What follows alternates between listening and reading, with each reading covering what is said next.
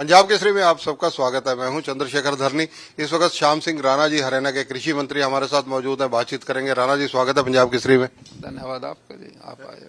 राणा जी, जिस प्रकार से ट्रैक्टर मार्च और उसके बाद 18 तारीख को रेल रोको की बात पंजाब में ही भले की गई हो, लेकिन ट्रैक्टर को लेकर हरियाणा में आज आपके पास क्या आधिकारिक सूचना है? क्या इसका प्रभाव रहा, क्या नहीं रहा? नहीं, अभी तो किसानों ने अपनी बात कही है। सरकार जो फैसला लेगी वो तो बाद की बात है। मैं समझता हूँ भाई, रास्ता रोको, रेल रोको, सड़क रोको, इससे विकास बाधित होता है, लोगों को भी परेशानी होती है। हमारे यहाँ तो कोई दिक्कत नहीं।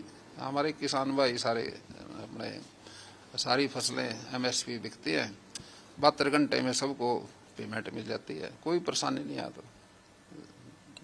ये तो पंजाब गवर्नमेंट देखेगी, उनका पंजाब के जो किसान हैं उनकी बात तो पंजाब सरकार देखेगी। आज जैसे ट्रैक्टर कूच का इन्होंने हरियाणा में रखा था कार्यक्रम, इसकी क्या रिपोर्ट आपके पास आई है आधिकारिक रूप से? क्या कुछ असर रहा है हरियाणा में या नहीं रहा?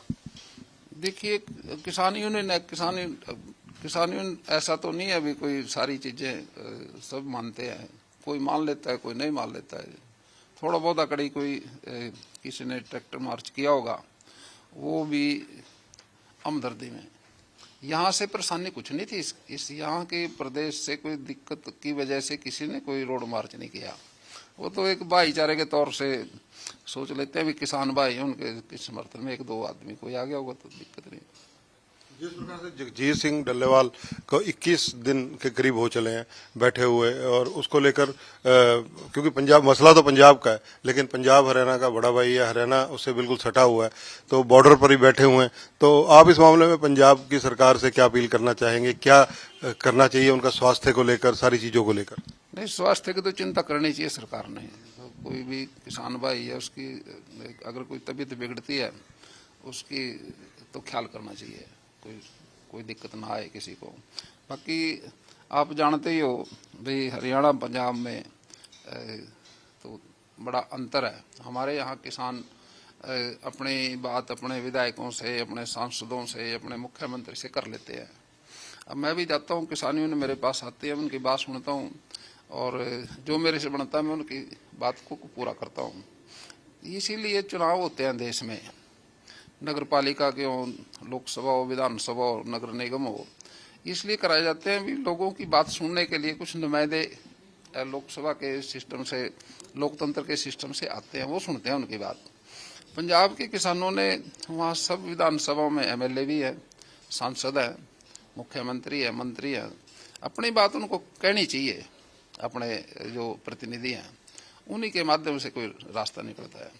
जिस प्रकार से रेल रोको पहले एक बार किया गया था, पंजाब की बात करता हूं क्योंकि पंजाब से ही शुरू किया जाता है ये, तो पंजाब में ही उस वक्त 3500 करोड़ के करीब की क्षति सिर्फ रेल ट्रैफिक की वजह से या जो मालगाड़ियां अपलोड करके जाती थी उनको लेकर नुकसान हुआ था। देखो, नुकसान तो जहाँ एजिटेशन रहेगा, जहाँ आंदोलन चलेंगे, वहाँ प्रदेश का भी नुकसान होता है और जो एजिटेशन करते हैं उनका भी नुकसान होता है।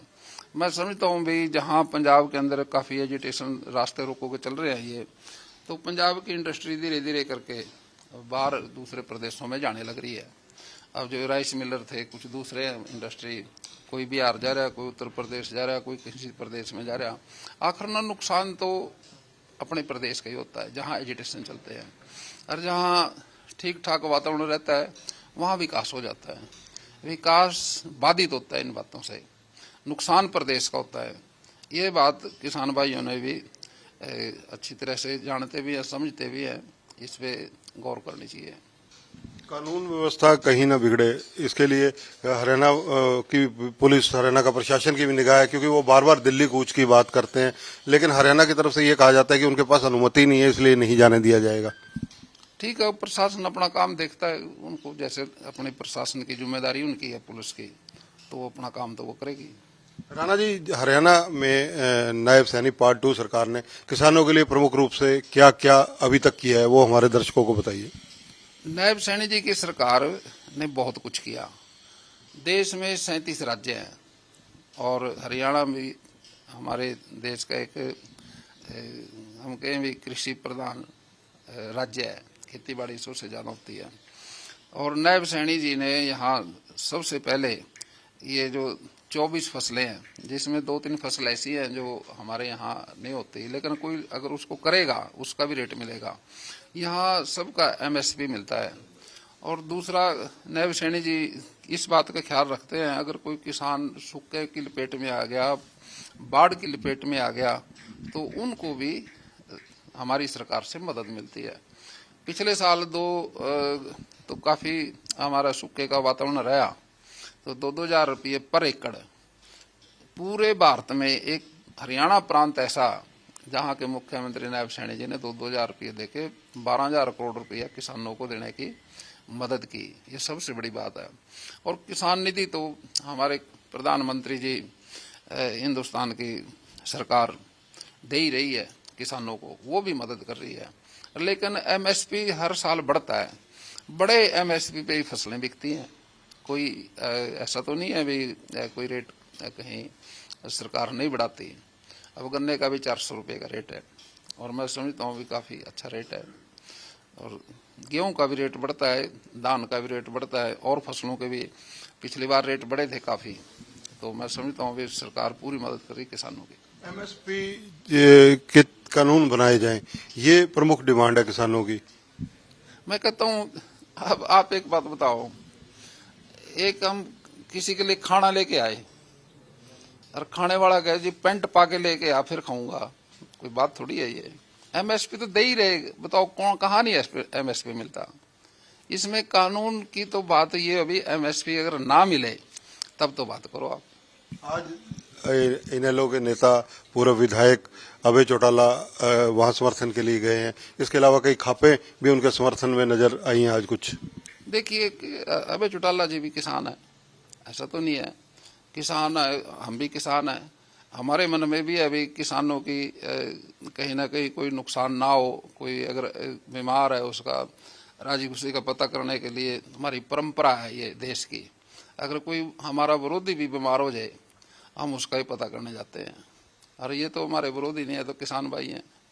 धन्यवाद श्याम सिंह राणा जी। तो देखिए, राणा जी ने बहुत सहजता, सरलता और जिसको कहा जाए बहुत आम आदमी की भाषा में ये कहा है कि एक व्यक्ति अगर खाना लेकर आ रहा है, हम उसको कहें कि वो पैंट डाल कर आए, तो ये अपने आप में एक व्यंग्यात्मक कटाक्ष भी है इनका, क्योंकि ये कह रहे हैं कि MSP तो लागू है, लेकिन उसको कानूनी अमली जामा बनाया जाए, इस बात का जवाब ये दे रहे थे।